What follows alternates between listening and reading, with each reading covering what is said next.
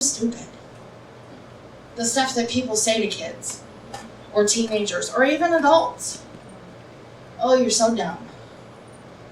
Shallow, empty, fearful. This was their dress of rags. It was their ash. And we get labeled like that through our lives too. You know, Jesus' intention and when he comes into our life is to take all those labels off.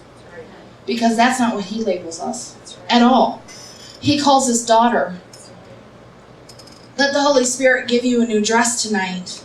Let God change the labels of the ash to be beautiful and perfected and beloved and precious, important and needed, wise and smart, worthy and irreplaceable, a daughter who belongs.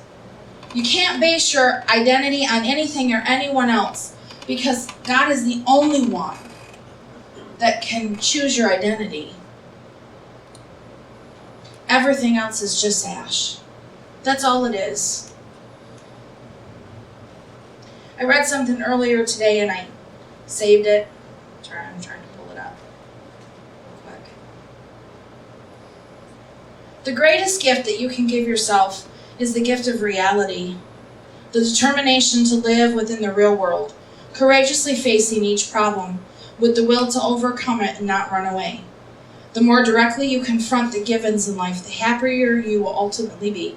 Passiveness and helplessness always lead to despair. It is my prayer that you will come to love reality. I'm not saying that you shouldn't love faith. Listen, faith sees what God sees. But we don't live in a fairy tale. We also have to get real. There is a point where we have to look at ourselves and say, hey, you know what? What am I doing? Why am I running like a hamster on a wheel, getting nowhere? Why am I constantly worried about what other people think of me? Why am I constantly worried about my past or going back to what I used to think about myself? Why am I letting the enemy beat me up all the time? Why? Why am I going back to the same fears I once was delivered of? You guys listen, we were never intended to go back to the ash. Cinderella had a pixie dust moment. She had a moment.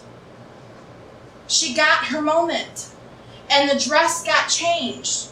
There was a bippity-boppity-moo moment, you know? And the whole thing changed. And she got to get in her little carriage and take her little trip to the palace. And for a moment, she was a daughter.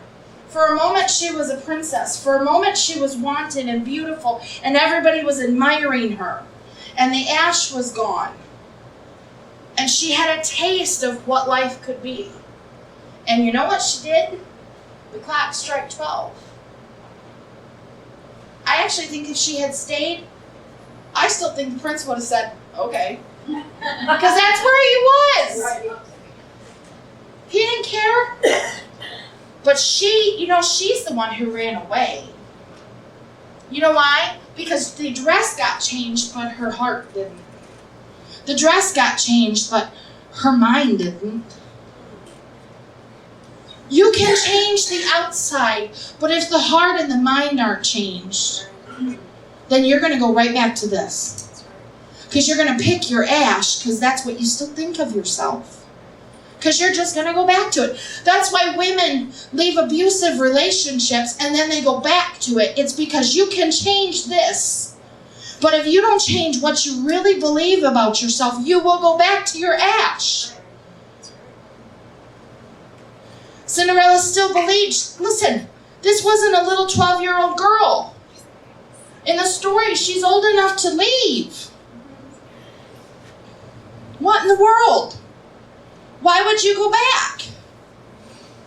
Why? Because that's all she believed of herself.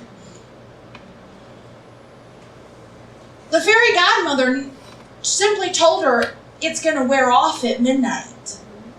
And she had a choice to let people see who she really was. What are you scared of? Letting God see who you really are? He already knows. That's right. He already knows, but what you don't realize is he's already changed this. If you could get his mind on what he has changed, it would change your heart. It changed my heart overnight. Because I laid in his presence and realized, oh my goodness, what have you done to me? I'm not this anymore. And it made me never want to go back there. Bring up my past and I'm going to tell you, I don't live there. That's right. I don't lay there. That's so history to me. It's so not who I am. But we have to be that way for ourselves. We have to be that way with the enemy. Yes. We have to be that way with other people, because let me tell you, especially if you have family, they will always remind you of who you once were. Because that's all they know. That's all they know. They don't see you through those shades that God does. They haven't seen the process that you went through. Nobody saw what happened with the magic wand and the fairy godmother with Cinderella. No one saw it. They just saw the effects. But it still hadn't changed her heart and her mind.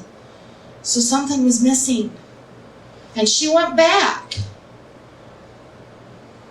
You guys, unlike Cinderella, there's no clock striking midnight for you. It doesn't wear off.